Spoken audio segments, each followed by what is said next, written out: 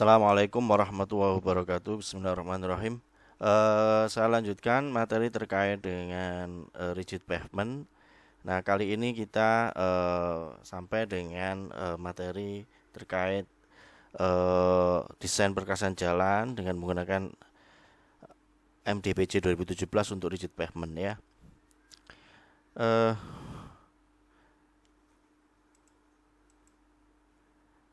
Sama seperti perkerasan lentur, perkerasan kaku ini pertama adalah Anda harus menentukan dulu umur rencananya, umur rencana dari perkerasan yang ada. Kalau kemarin perkerasan lentur itu kan berapa kemarin? 20 tahun. Nah, kalau untuk perkerasan kaku kita bisa pakai umur jalannya adalah 40 tahun. Jadi itu yang ada di MDPJ ya. Sedangkan kalau nanti kita pakai metode yang lain seperti Nasra ataupun Asto itu bisa kita perkirakan juga tidak harus 40 30 tahun misalnya begitu. Tapi untuk MDPJ kita memakai acuannya dalam 40 tahun. Jadi menurut itu aja dulu. Kemudian menentukan volume kelompok sumbu kendaraan niaga. Jadi kelompok sumbu kendaraan niaganya yang ditentukan. Kemudian fondasi jalannya, kemudian dia dukung tanah dasarnya, struktur lapisan perkerasannya, dan jenis sambungannya dan seterusnya. Nah, kemudian tadi umur jalannya itu kita pakai 40 tahun karena dia perkerasan kaku ya, kaku itu dia pakai 40 tahun. Nah, kemudian sebaran kelompok sumbu kendaraan niaga ini yang dipakai acuan untuk perhitungan nantinya ya.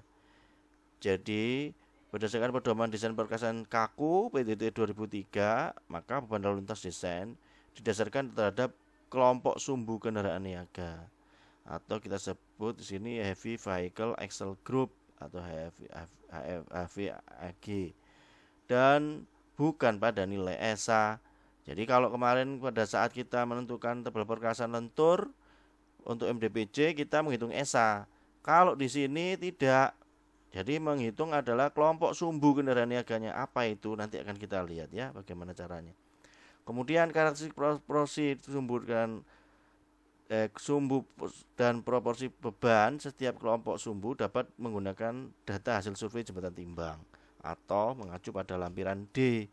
Lampiran D itu adalah berisi terkait dengan distribusi beban kelompok sumbu kendaraan niaga untuk jalan lalu lintas berat ya. Ini. Jadi yang ada di sini misalnya nanti kita lihat apa ini lampiran D. Di sini ada lampiran D nanti ya sebentar.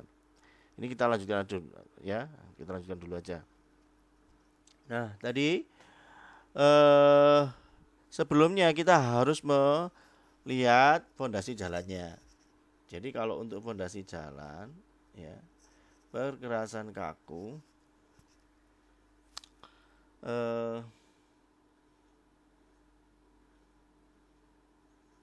sebentar. Ini kalau untuk perkerasan kaku maka stabilisasinya dia dengan semen ya. Kemudian apa ini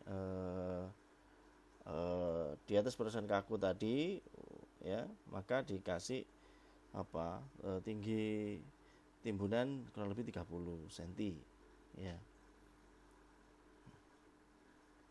Nah, kemudian kalau untuk yang baik itu yang ini tadi ya CBR 6% atau 5%, 4%, 3%, 2,5%, kalau jembatan dasarnya itu maka ditambahkan tinggi timbunan atau lapisan penopang kurang lebih 30 cm supaya nilainya itu menjadi lebih dari 6%. Jadi begitu ya. Ditambahkan 30 cm. Ini untuk lapisan perkerasan kaku. Kalau perkerasan lentur kemarin kan enggak gitu.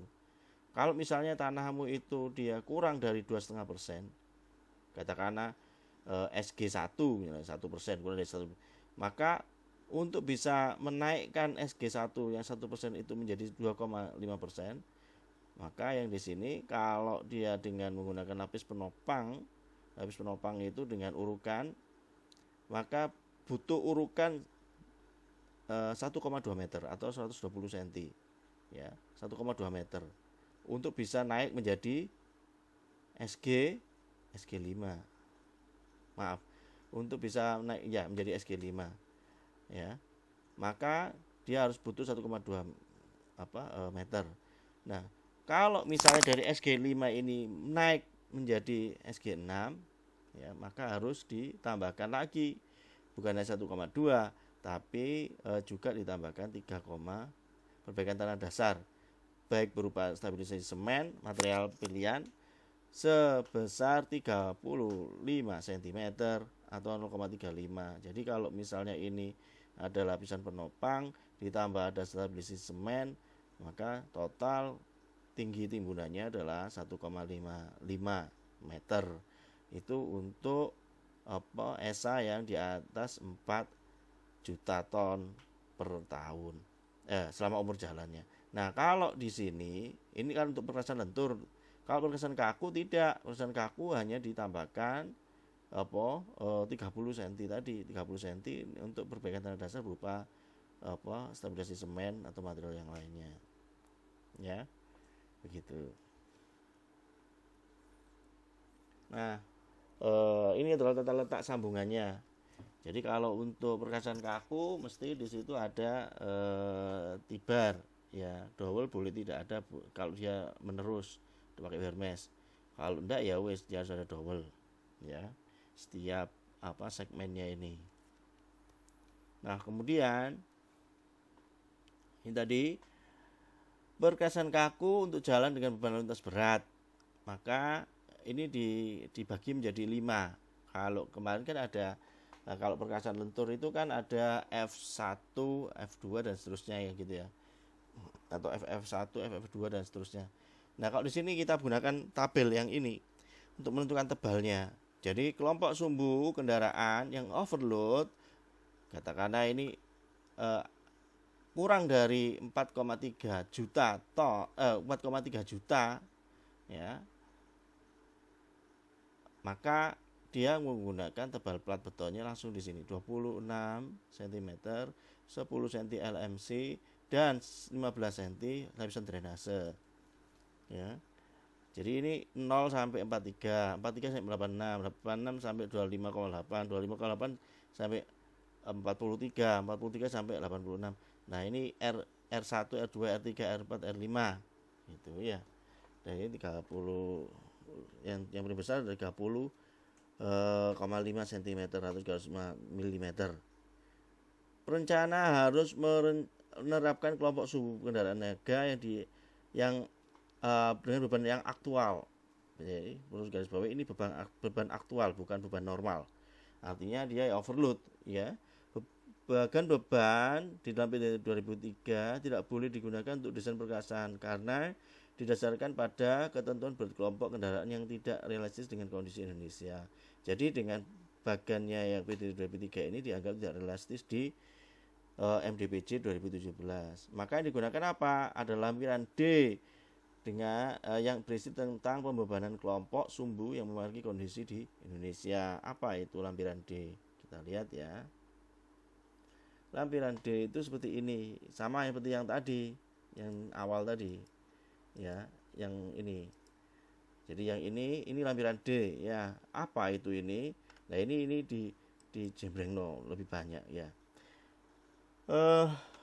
Di lampiran D ini 7,6 itu 7,6%. Ya, 7,6%, 16,5% gitu. Artinya apa? Untuk beban kelompok yang 10 sampai 20 kN di mana 1 kN itu adalah 9,81 ton ya. Maka jumlahnya pada saat dia ini surveinya itu di studi kendaraan niaga di daerah Demak Jawa Tengah tahun 2011 di daerah Pantura, Jalan Pantura. Jumlahnya yang beratnya itu kurang lebih 10 sampai 20 ton 20 kN. Untuk jenis sumbu tunggal roda tunggal ini untuk sumbu depannya besarnya ini adalah 7,6% dari total kejadian yang ada di jalan tersebut di sini ya. Kemudian yang lainnya demikian pula gitu ya. Contoh misal yang di sini ya, Untuk beban yang 210 kN kalikan 9,81 ketung berapa ton ya. Apa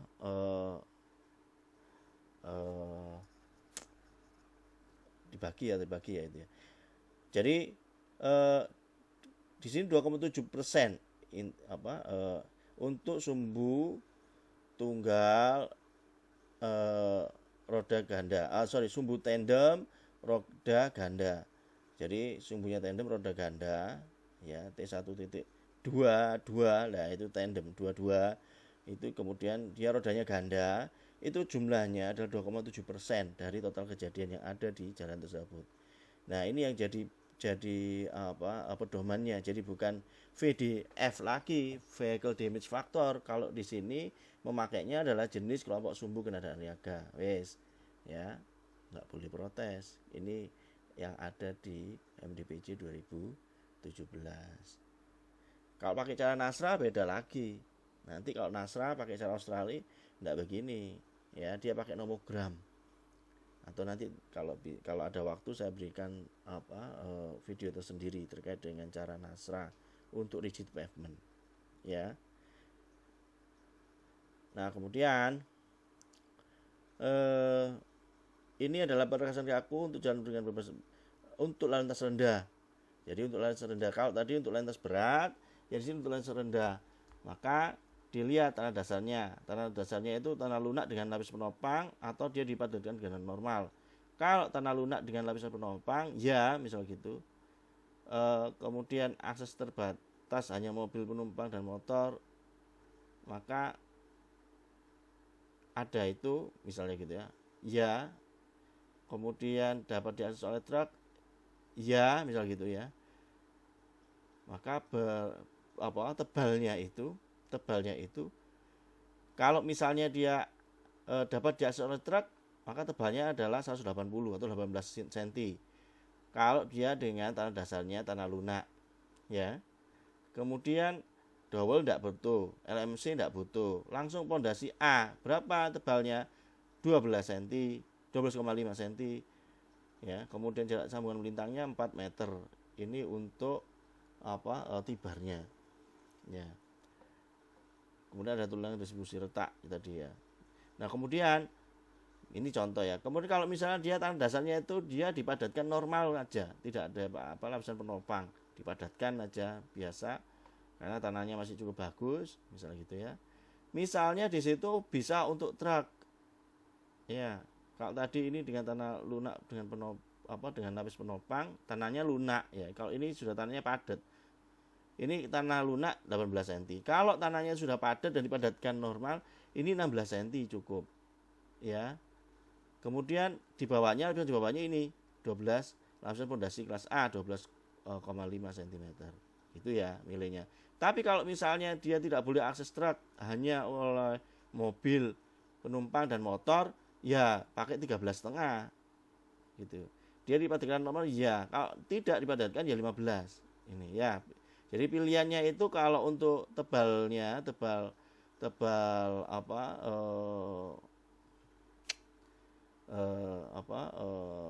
perkerasan kakunya itu pilih salah satu di sini. Nah, syaratnya itu lihat di sini sama lihat di sini. Ya, lihat di sini sama lihat di sini.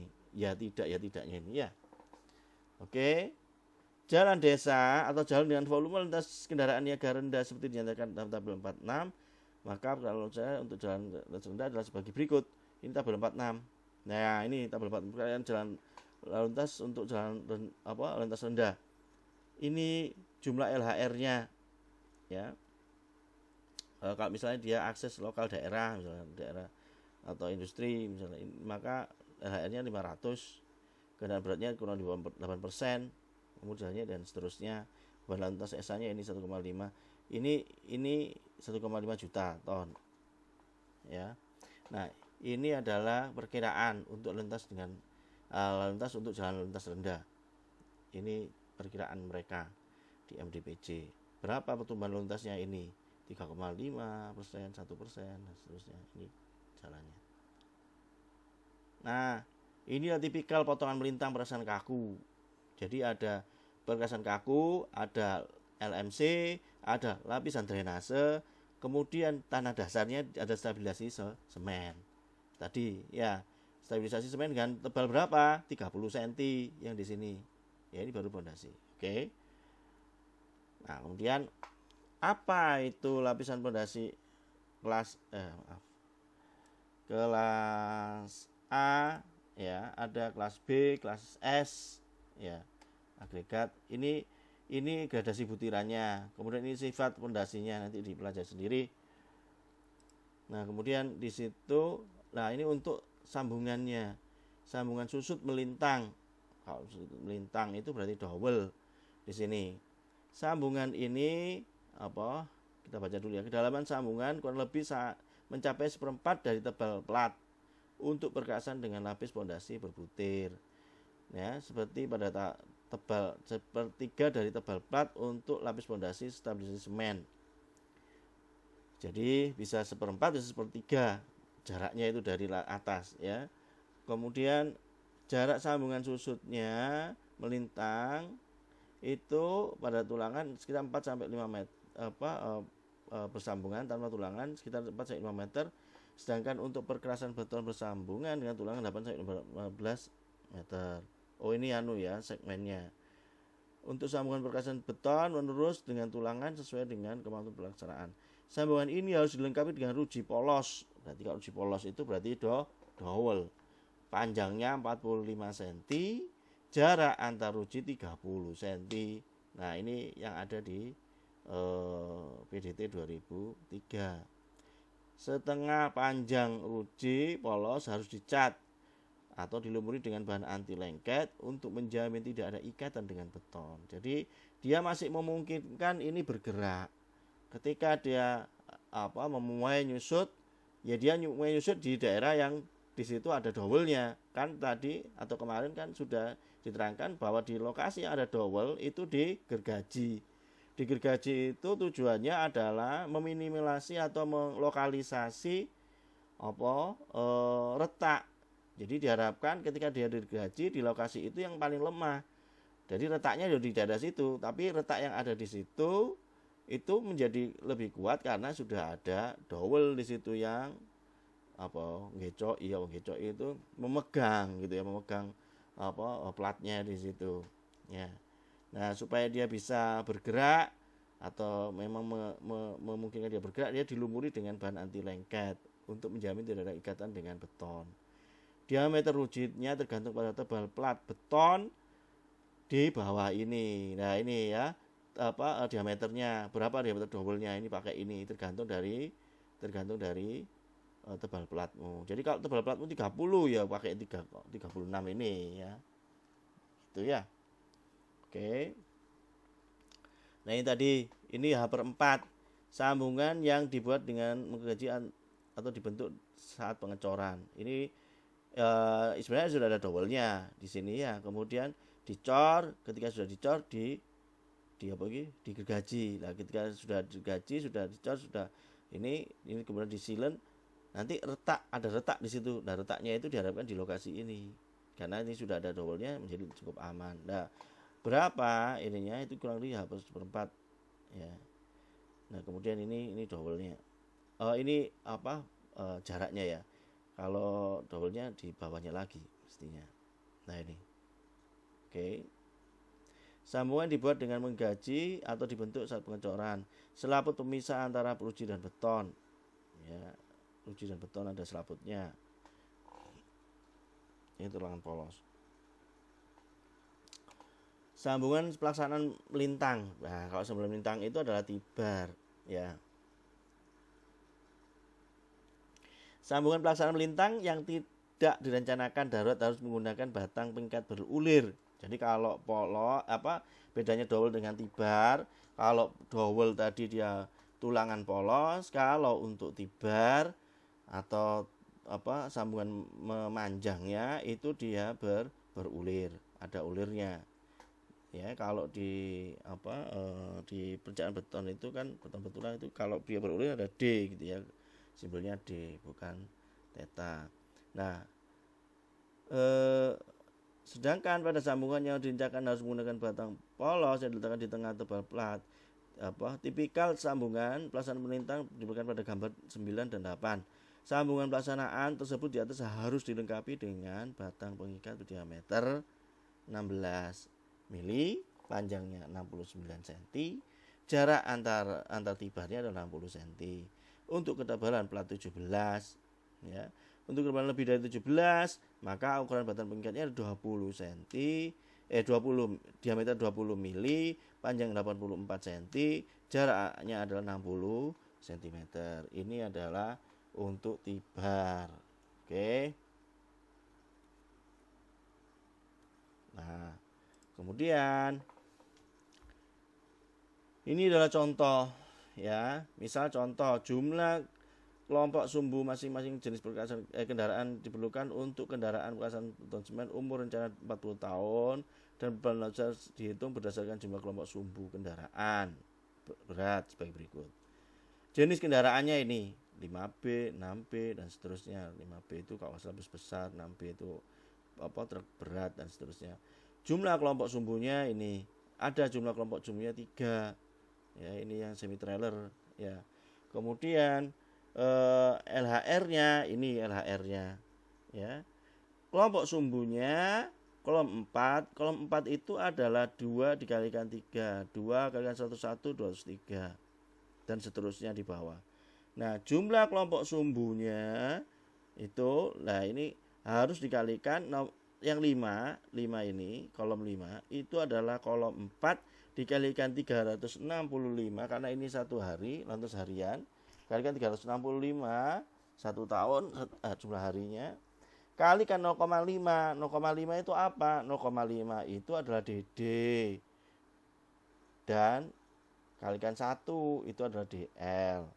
Kalau DD itu adalah kalau jalannya 2/2, ya, 2/2. Kalau 2 lajur 2 arah, satu arahnya ada 2 lajur 2 arah, maka dia 0,5. Kalau 4 lajur 2 arah, dia 1, ya. Nah, kemudian kalikan 1 itu adalah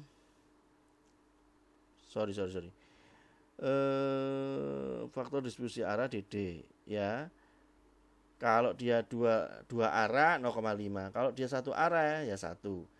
Tapi kalau yang 1 kali 1 yang ini itu DL. DL itu ada distribusi lajur. Jadi kalau misalnya 2/2 ya, undivided 2 lajur 2 arah, maka dia 1, ya, gitu. Kali R40. R40 itu adalah faktor pertumbuhannya, ya. Waktu pertumbuhannya ketemu berapa di situ nanti. Nah, dengan menggunakan bagan pada desain 4, maka ketemu 68 tadi itu berarti kelompok yang mana 68? Bentar. 68.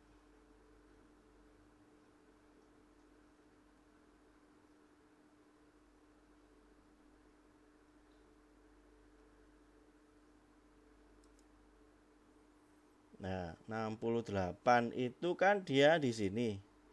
Ya. 68 itu kan dia masuk R5. Antara 43 sampai 86. Berarti dia menggunakan tebal platnya berapa? Tebal platnya adalah 30,5 cm.